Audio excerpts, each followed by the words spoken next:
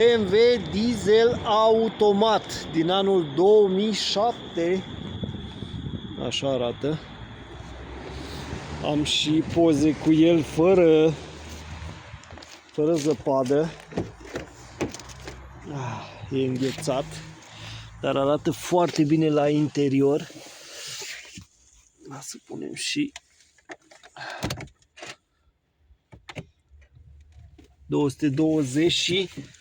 222.000 de kilometri.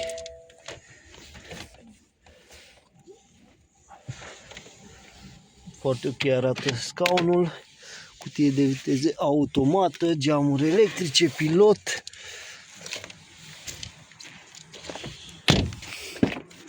Uitați și în spate. Super mașinuță la super preț.